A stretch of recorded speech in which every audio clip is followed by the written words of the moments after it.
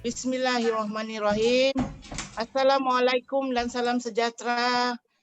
Okey, ini adalah kita punya mesyuarat pertama melalui Zoom meeting dan saya percaya ini akan berterusan sebab disebabkan PKPD. Next kita punya in the agenda is I would like to invite mantan YB Jennifer untuk sharing data from the field on low rates of vaccination registration in Sabah. Dan kenapa ini pendaftaran vaksinasi terlalu rendah di Sabah. So adakah data-data yang sudah mantan YB sudah collect untuk kita kongsi bersama malam ini. Dipersilakan Puan Jennifer. Okay, thank you, Dr. Jafina, for facilitating our first Zoom meeting. Very good evening kepada my good friend YB Azlina dengan YB Rina, and also Joanna and all power women out there yang sudi meluangkan masa pada malam ini. Dan mungkin ada juga sesi nanti masa perkongsian, maybe you can also add on a bit of your input ataupun komen selain daripada vaccination ni, boleh juga share berkenaan dengan platform ni lah kalau yang belum ada reaksi dengan input daripada ataupun pembukaan daripada YB Azlina dan juga tambahan daripada Puan Joanna tadi, boleh juga kita masukkan semasa kita membentangkan data kita lah. So saya share screen sekejap. Boleh nampakkah screen saya? Kejap Nampak? Nampak. Okay. So just now, I see.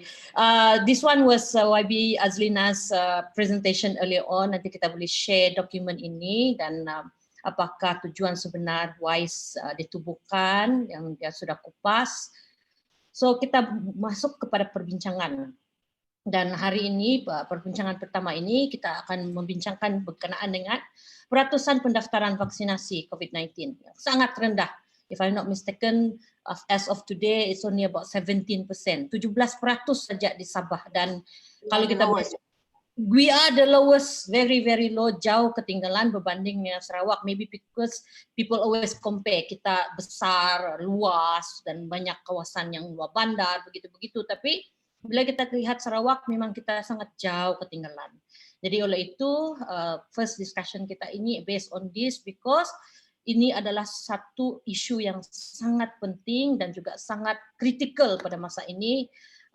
Just now juga baru saya nampak satu sharing ataupun penulisan oleh siapa nama dia tu, Wong Chen.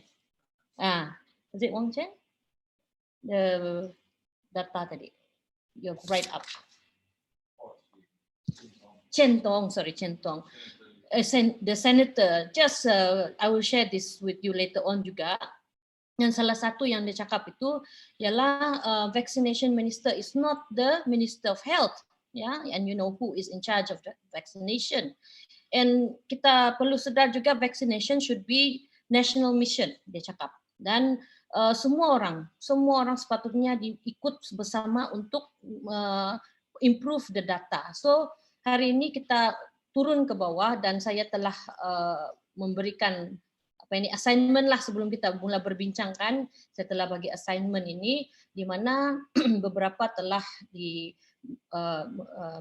turun ke padang untuk peserta perbincangan pada hari ini. Ada persediaan. Apa yang perlu buat iaitu dengan menemu bual responden daripada kawasan masing-masing. Sama ada yang belum mendaftar atau yang belum menerima vaksin. Dan kita lihat pada hari ini keutamaan sebenarnya adalah kepada mereka-mereka yang 60 tahun ke atasnya. Ini adalah prioriti yang perlu divaksin. Dan kenapa kita buat persediaan awal, kita menemu bual ini, sebab kita memastikan perbincangan kita ini, pembentangan kamu nanti, disokong dengan bukti-bukti kukuh. Ya, kita bukan main cakap saja. We actually went to the ground and interview dan ada orang betul-betul yang kita cakap, ya, especially orang yang terdekat, sebab susah kita bergerak kan, ya, ramai yang cakap, oh ya terpaksa pergi kedai kopi lah, begini-begini, tidak boleh sekarang. So kita tanya dengan terdekat dan so that kita perbincangan ini disokong dengan bukti, ya, is evidence based punya discussion kita hari ini. Dan kita punya metodologi itu yang very simple lah, ya, kita boleh pakai video kalau boleh. Dia mau, kadang-kadang responden itu tidak mau karena muka dia kena ambil, so we just guna voice note lah, ataupun kita tulis via WhatsApp, juga ada yang WhatsApp juga. Dan beberapa data ataupun maklumat yang diperlukan nih, siapa penemu ramah, di manakah responden itu tinggal, nama dia, umur dia, sebab penting ini. Dan kita tanya responden kita, sudah vaksin kah belum? Kalau belum, sudah daftarkah? Kalau sudah daftar, kenapa belum kena vaksin? Dan ada juga yang langsung, dia nomor 7 ini kategori, dia tidak mau daftar dan tidak mau vaksin. Dia tidak mau kena vaksin. Kenapa? That's a very important question yang kita mau tahu. Sebab inilah yang menyebabkan kita punya peratusan ini baru 17%. So masa perkongsian nanti saya bagi 15 menit satu orang, and I think kita untuk because of the interest of time, saya minta pembentang nanti cuma bagi kesimpulan lah, ya, hasil temu ramah, berapa orang dia temu ramah, dan nyatakan faktor-faktor kenapa seseorang itu belum mendaftar atau belum mendapat vaksin, dan most importantly kenapa mereka itu tidak mau divaksin. Itu yang paling penting. Actually that's the one yang perlu kita highlight, ya, dan kita mesti minta cadangan, ya, kalau adalah cadangan untuk memperbaiki percentage ini. Jadi saya buka untuk siapa-siapa yang ingin share, dan boleh angkat tangan juga lah. I think we can do a hand raise. Saya boleh tengok juga di sana siapa yang mau mula untuk share data dia dan share pengalaman. Dipersilakan. Siapa dulu? Suara saya jelas. Oke. Terima kasih Dr. Jufina dan mantan YB Jennifer Lasimbang yang sudah buat kita punya fokus kepada COVID-19 lah, kan. Kita pandemik ni memang satu, bagi kita wanita memang satu perkara yang agak sulit lah. Tapi macam mana pun pandemik banyak mengajar kita erti kehidupan, erti kebersamaan, kan. Contohnya kita tidak selama kita bertugas, bekerja, kita bertugas kemana-mana saja. Tiba-tiba ada PKP, kita bersama anak, kita ada masa bersama suami, keluarga lah. Lagi satu, boleh mendidik kita untuk menggunakan telefon bisnis online ke apa kan. Itu salah satu pengajaran bagi saya, sebab dia sudah berlaku dan terjadi sekarang. Sebelum ni saya tidak pernah buat bisnis online sebenarnya. So bila ada PKP ni, COVID-19 ni, satu pengajaran bagi saya untuk buat bisnis online. Keduanya, kita kupas mengenai pendaftaran vaksin, mendapatkan vaksin. Ada separuh orang, macam saya ada juga tanya jiran-jiran lah, kenapa tidak ambil vaksin? Salah satu seperti mana yang kita dengarkan sebelum ni, ada yang mewar-warkan vaksin itu adalah racun, vaksin itu macam-macam lah. Macam-macam lah ada orang sebut. So bagi kita yang sudah tahu vaksin tu, sebab kita bukan anti vaksin pun kan, vaksin tu bagus lah untuk diri kita, untuk keluarga kita. Di mana kesilapan MySejahtera sehingga orang yang sudah mendaftar tidak dapat tarikh tu semula, tidak dapat imbal balik, tidak dapat balasan daripada MySejahtera tu. Okay, thank you. Terima kasih Puan Sarah. Okay. I Teruskan saja, hand ya. it over to you, YB Jen. Just teruskan saja. Just siapa yang next and just continue. Saya ambil nota nih. Okay. Okay. First, terima kasih sebab ajak saya join sekali dalam grup ni. By the way, saya sangat tertariklah sebab kita ada satu perbincangan yang bukan hanya menyeluruh kepada wanita, tetapi juga wirawati dimuatkan sekali dalam perbincangan ini, dan ini satu yang saya rasa sangat menarik dan perlu untuk kita naik tarafkan lagi supaya benda ini nampak sebenarnya, sebab behind kita adalah kita punya parti. Okey. Kalau sekarang kita terus kepada cerita COVID lah. Untuk disandarkan sebenarnya memang yang saya lihat sambutan itu sangat rendah. Okey, dalam meeting kita malam ni, saya rasa mungkin kita boleh cari solusi macam mana untuk kita memberi kesedaran tentang inilah, tentang COVID, vaksin COVID ni. Okey, terima kasih. Terima kasih Puan Haji Habibie atas perkongsian tadi. Memang sebenarnya kerajaan menggalakkan yang warga tua 60 ke atas untuk buat vaccination dulu. Tetapi mungkin itulah macam juga saya pun takut juga kena vaksinasi. Jadi semua pun ada perasaan takut oleh kerana ada yang menakutkan. Jadi mungkin Betul. itulah sebabnya. Macam disandarkan, Pawai Sandakan pun sudah mendaftar semua dia punya ahli, tetapi masih belum ada menerima panggilan. Ya, itulah sebab kita jadi, perbincangan hari ini. Ya, that's why kita tahu dan kita mau cari maklumat dan bukti-bukti kenapa perkara ini berlaku sekarang. Oke? Ya, kita akan cuba macam mana supaya kita boleh buat satu pergerakan, mungkin pergerakan yang simple, yang macam mana untuk inilah beri kesedaran semula. Okay. Thank you Puan Haja. Next, siapa lagi? Puan Simi. Okay, hai. Dengar? Boleh dengar sudah? Selamat malam semua. Okay, bagi saya, salah satu yang memainkan peranan kenapa mungkin di perbaikan dia, tapi berbeza di luar kawasan bandar atau pedalaman, macam mereka lebih menitik baratkan apa yang mereka dapat info dari internet yang kebanyakannya negatif pasal mengambil vaksin. So mereka takut dengan adanya video-video bila kita mengambil, okay, macam contohnya sekarang, okay, mungkin akan hidup dalam masa 2 tahun. So kebanyakan benda-benda itu terkeluar. Jadi ada baiknya jangan mengambil vaksin.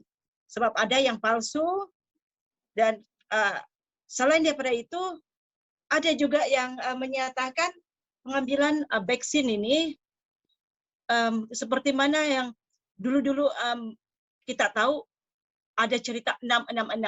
Jadi inilah permulaan vaksin. Mungkin melalui vaksin inilah dimasukkan dalam badan kita. Jadi pengaruh yang negatif-negatif seperti ini yang di luar itu sangat berkesan tahu dan takut untuk mengambil vaksin. Itu sejak yang maknanya KKM kalah sama Makcik Bawang lah. Kalah KKM, Makcik Bawang menang.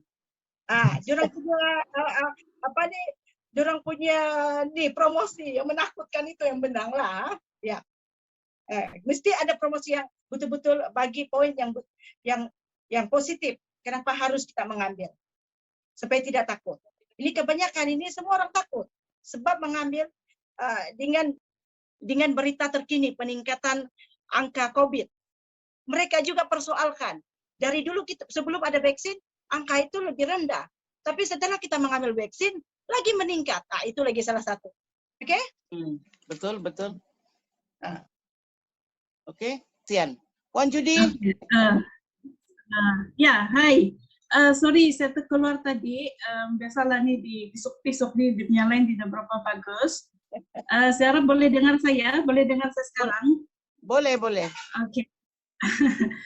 Oke, sedikit pertanyaan daripada area Moyog lah, walaupun sekarang kita punya pergerakan terbatas, tetapi melalui WhatsApp group kita boleh berbincang mengenai isu inilah.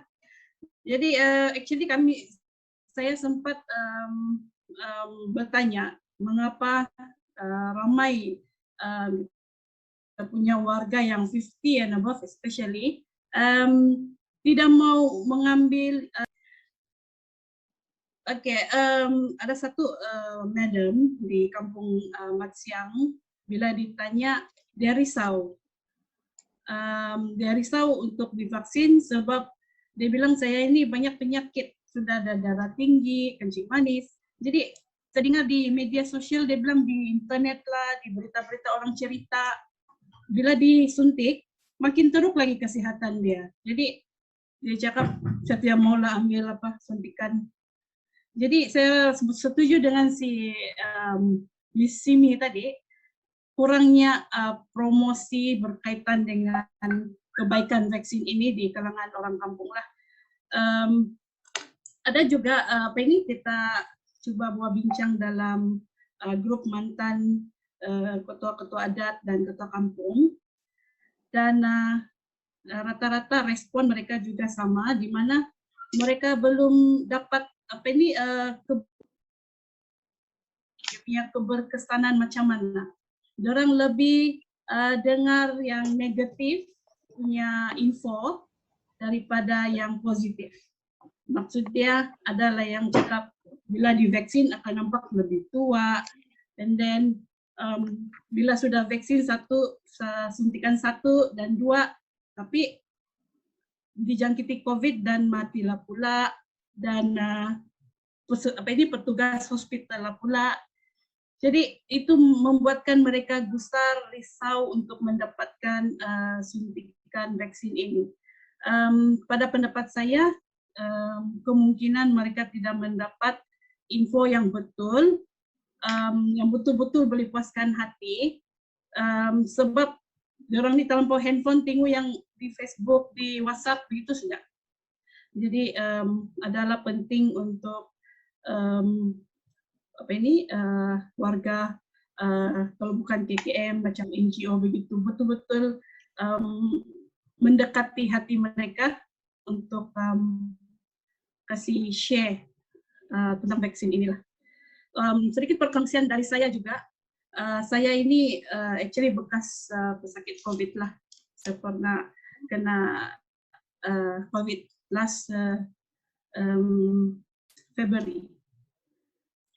And lama saya berfikir untuk mengambil register vaksin ini, sebab saya pun takut apa jadi sama saya yang sudah pernah kena COVID, kena suntik lagi, mana tahu kena suntik terus mati, begitu pikiran saya.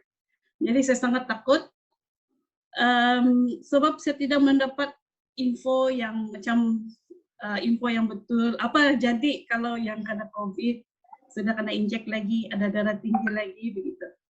But actually saya sudah register lah, tapi belum kena panggil macam Puan tadi cakap kena register tetapi belum kena panggil. So itulah saya berharap promosi itu lebih kuat lagi untuk membuka hati kita punya orang kampung untuk menerima vaksin ini. Sekian ya dari saya. Nanti terima kasihlah Puan Judy atas perkongsian. Jadi next siapa lagi?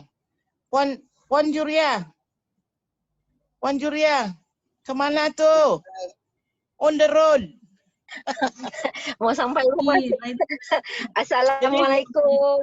Hello everyone. Saya Juria daripada Putatan. Ahli kepada di bawah ketua wanita kami Puan Sarah tadi yang pada awalnya bercakap. Saya sudah mendengar tentang perbincangan dan tajuk Zoom meeting kita malam ni. Dan berbalik kepada tajuk yang yang diketengahkan, saya ada soalan dengan Puan Jennifer, di mana statistik yang mengatakan 17%, if not mistaken, if I heard kalau saya tidak silap lah, if I heard correctly kan. So 17% yang registered in Sabah. But for us, peranan kita di dalam parti warisan dan sebagai wanita, saya rasa we have to look into pecahan the statistik. Daerah mana yang di mana kita low, because kita mau find kita mau cari the solutions. We know the statistic is low, sama ada registrations low atau Lain kali itu. tidak ada vaccination disediakan untuk di kawasan tu. Jikalau kita ada statistik, bolehlah kita sebagai ahli wanita, ketua-ketua wanita, ketua-ketua cawangan membuat program menyarankan first thing ahli kita turun dulu, especially kita punya voters atau especially kita punya wanita, minta tolong dengan Wirawati, mereka punya ibu bapa, makcik-makcik diorang untuk turun pergi vaccination. Tapi apa yang saya lihat, KKM tidak bagi jadual atau schedule di mana untuk vaccination. Even di Putatan sekarang ni ada dibuat. Sebelum ni dibuat di community klinik community di belakang KFC. Tetapi memandangkan keadaan tidak selesa, mereka berpindah di Dewan Seri Putatan. Now, I understand. I'm as a chairman of one NGO. I did ask the KKM, the pejabat kesihatan lah. What is the target to vaccine the community? Dia mengatakan dia target is 300 per day. Okay. Now, their issue is that for pejabat kesihatan, registration in MySejahtera is a lot. Tetapi turn up for the vaccination, dia sangat rendah. Berarti Putatan pun being a suburban dekat dengan Kota Kinabalu, we face this problem. Di mana though that they call buat set appointment, tapi masih turn out is low. Thank you, Puan Juria. Thank you atas jalangan tadi itu. Okay, mantan YB Jen, would you like to answer atau later?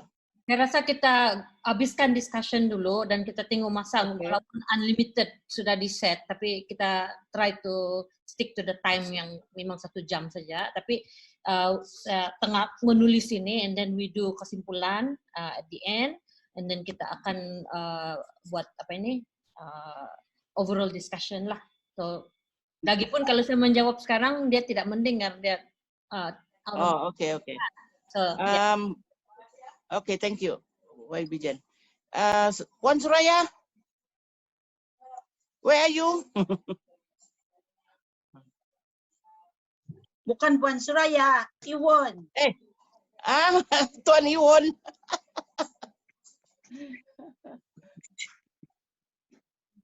Assalamualaikum semua. Saya punya laptop sama telepon saya ni ada masalah sikit. Saya pun ikut bad mood. Dia tahu kenapa ini. Macam ada jealous sikit lah. Ini lain ada, enggak tahu ni malam. Selalunya tidak begini. Tidak apa, teruskan saja. Jadi pada malam ini saya tidak komen apa-apa. Cuma saya jadi CCTV lah mendengar apa kamu punya pandangan, pendapat berkenaan dengan isu yang kamu bincang di malam lah. Kamu teruskanlah. Okay, thank you. Thank you, Terima Suraya. kasih. Okay, Puan Jen. Saya mau sharing satu daripada Puan Nuria ini dihantar. Nuria is from Batunggung, I think. Dia walaupun dia tidak dapat join kita sebab lain tidak bagus, tapi dia hantar juga data-data. Manage to interview dan selama ini kita dengan Spiko di Matunggung dan dia telah berjaya menemu ramal 5 orang, 1, 2, 3, 4, 5 dan all above 60 kecuali seorang. Dan saya bacakan responden yang tersenarai di atas semuanya belum divaksin dan mendaftar karena mereka mempunyai alasan yang sama, yaitu tidak begitu yakin dengan vaksin dan merujuk kepada peningkatan jumlah positif pula COVID-19. Mereka juga lebih terpengaruh oleh media yang telah diviralkan di mana kesan yang tidak baik ke atas kesehatan setelah mengambil vaksin. Jadi kesimpulan temu ramah Puan Nuriah di Matunggung ini, masyarakat dipengaruhi oleh peningkatan jumlah positif COVID-19, walaupun ramai yang telah divaksin, tapi mereka lebih dipengaruhi oleh media yang memaparkan kesan yang tidak baik kepada kesehatan setelah divaksin. Jadi dia bagi beberapa faktor di sana. Faktor pertama, case positif COVID-19 pula tidak menunjukkan penurunan. Dan kedua, saya rasa ini is very common sudah, yang beberapa orang sudah bincang ini, pengaruh media yang memaparkan berita negatif terhadap pengambilan vaksin. Jadi dia ada dua cadangan. Cadangan pertama ialah beri keyakinan kepada masyarakat keberkesanan vaksin dengan menunjukkan penurunan angka positif COVID-19. Dan kedua, yaitu mencari cara mudah untuk orang ramai mendaftar, terutama mereka yang tinggal jauh di pedalaman dan tidak mempunyai kemudahan internet. Nah, itu sharing daripada Puan Nuriah daripada Matunggung lah. Jadi kalau ada siapa-siapa lagi yang mau bagi info, saya rasa Joanna pun saya rasa ada sharing juga kan. Joanna, you got something? Yeah. I am, when I listen Thank you, to... YB Jen. Oh, okay. Go on, Joanne. Oh, boleh sudah? Okay. Boleh. Okay. Saya bukan mau tanya soalan lah, cuma I think I just mungkin bagi pandangan saya, dan I also have had the opportunity to speak untuk bercakap dengan some of the the women from from where I come from, which is Tuaran lah, specifically in Kulu and Tamparuli. Jadi ada yang dia oke lah untuk mau diambil dia punya voice note dan sebagainya. But rata-rata yang saya cakap sama, after saya bercakap sama dia orang kan, they actually said that they want to be vaccinated. Of course dia ada juga lah bertanya-tanya, dia bilang ini vaksin ini tidak bikin kasih mati kah? Dia bilang pasal banyak itu di WhatsApp, dia bilang baru karena vaksin tiba-tiba 2-3 hari sudah jalan, dia bilang. Jadi nanti sama juga nanti gini, lepas itu ada yang cakap kalau yang darah tinggi lah, high kolesterol lah, tidak boleh ambil, tambah teruk dan sebagainya. Jadi orang ini bingung. Tapi dia mau juga kena vaksin. Tapi what I have seen so far, feedback daripada di bawah, dia orang ini banyak yang sudah mendaftar sebenarnya, yang saya ada bercakap lah.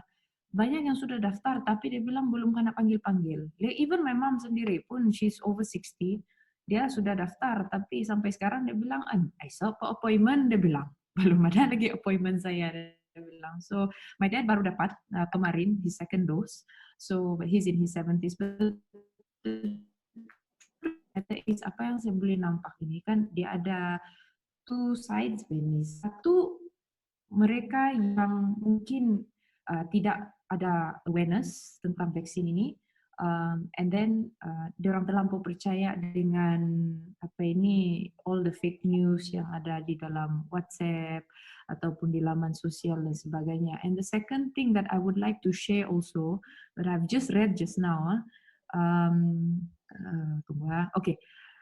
statistics on the National COVID-19 Immunization Program for Sabah's Interior Zone is still low, between 1 to 3%. Okay, so dia bilang di sini sampai May 4th, only 2% yang mendaftar di Keningau. Di Tenem 3% saja, Nabawan 1%, Tambunan pun 1%. Jadi di sini kita boleh lihat, I think there are two issues here lah. Satu, there's no awareness, and dua, the internet punya issue.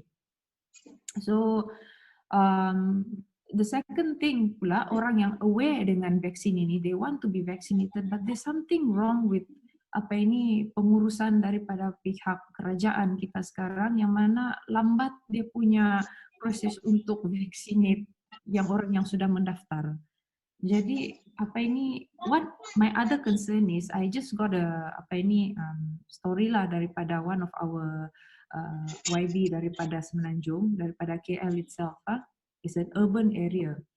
Banyak orang tua yang umur dia 70-an, 60-an ke atas, dia orang ini tidak berapa celik dengan penggunaan MySejahtera. Jadi dia mau minta vaksin, dia tidak tahu macam mana mau mengurus vaksin, mau mengurus dia punya registration kan. Jadi maybe government has to think of something, to have a system to help out this why not you can just bring your IC sejak bahkan pergi masuk sana, come on, IC is still a smart card. Dia datang sana, okay, this is my name, this is my IC, show your card, just tengok dalam system, okay, is she vaccinated or not? If yes, then good. No, then we just vaccinate. I mean, something like that, daripada kita mau pakai MySejahtera, so maybe we can look into that angle as well. I think bagus, all the very good kita punya perbincangan ni. Tapi on that particular note, of course the YBs definitely can buat program untuk bantu key in all those things when, as you said, bila IC silap, you have to remedy the whole thing. So that's the service of the YB punya staff lah.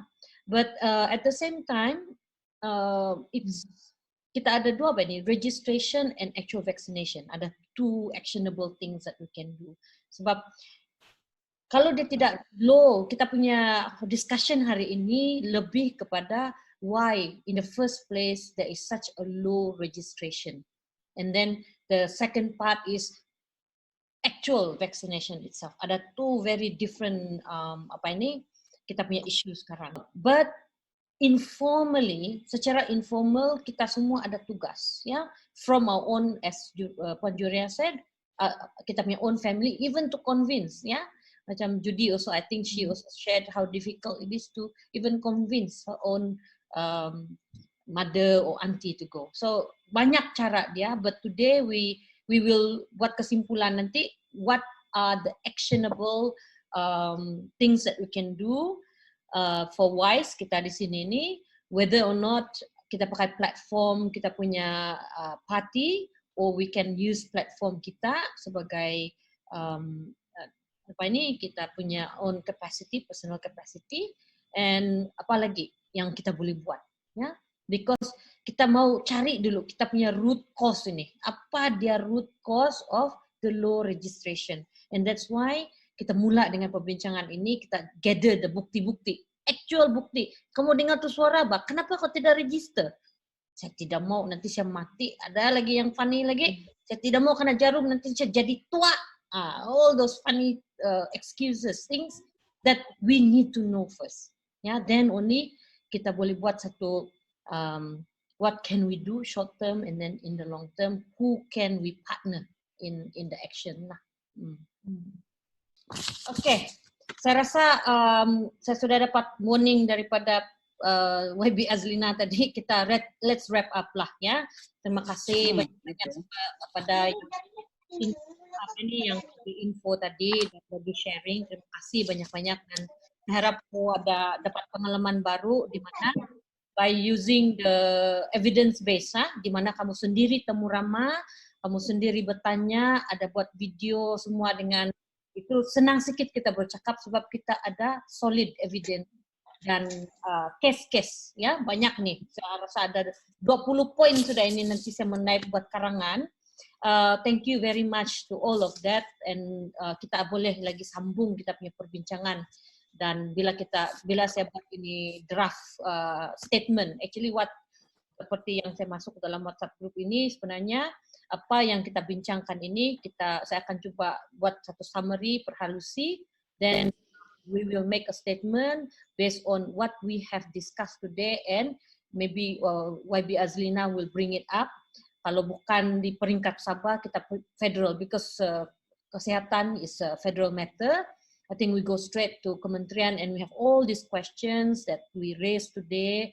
Kalau before we give it to the federal, maybe kalau some of these questions can already be answered immediately in Sabah, then we don't have to lah. Tapi kita perhalusi dan kita buat. Then we already have kita ada satu ada sudah hasil lah perbincangan kita pada hari ini. Jadi itu saya punya closing up for this session. So maybe we have to kita kasih peluang juga ini YB Rina untuk kasih kita input daripada YB. YB Rina, please.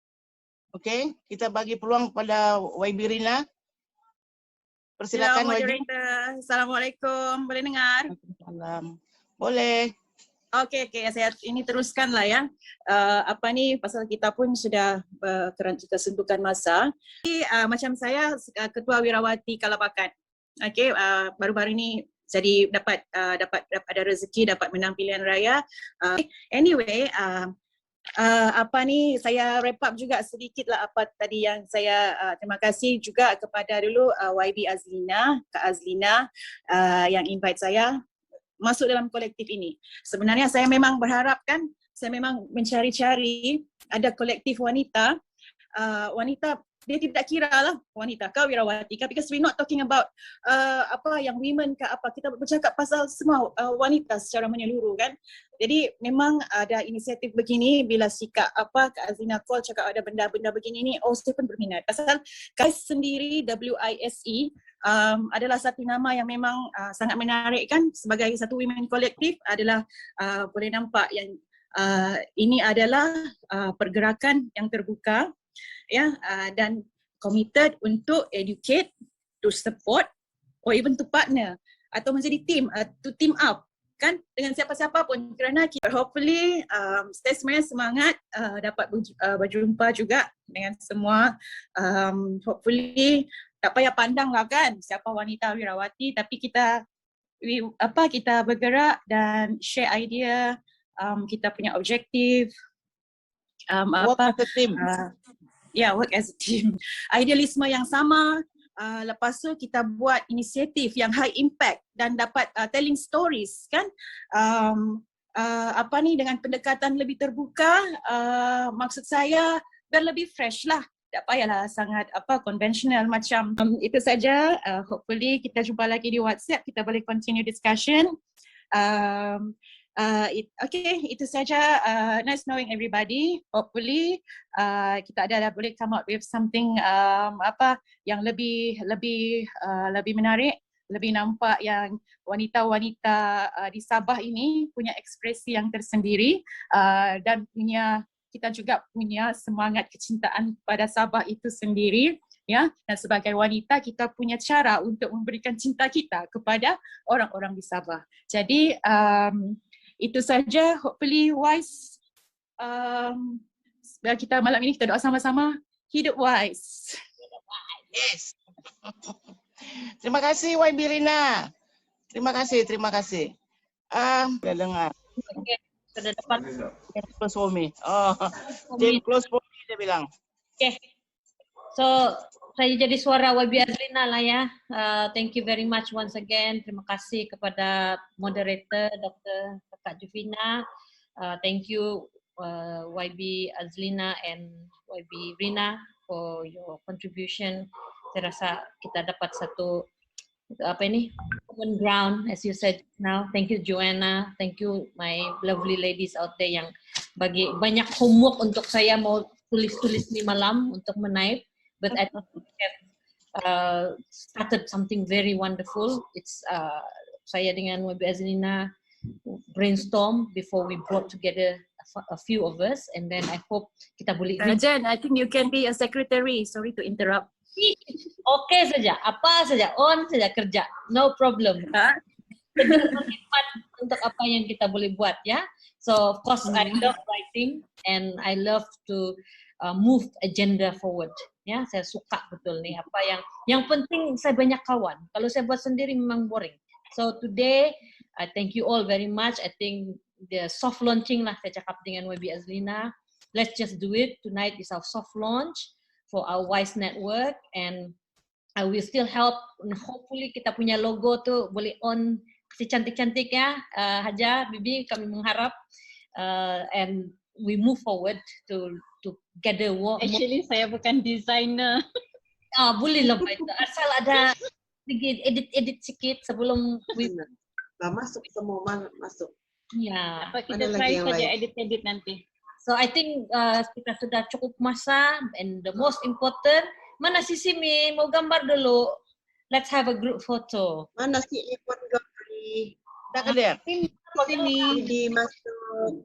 I think we have to close, tapi sebelum tu saya lupa orang yang paling penting hari ini, yang Yvonne Gavri yang telah set up kita punya Google Meet. Thank you Kak Suraya, thank you so much. Boleh ambil Syabas Wise. Simi, belum masuk lagi. Simi and YB Rina, photo taking sekejap. Screenshot lah. Okay, saya ambil lah screenshot satu. Mana sudah si Juria? Okay, 1, 2, 3, screenshot 1, 2, 3. Okay, bye-bye. Assalamualaikum. Thank you. Take care everyone.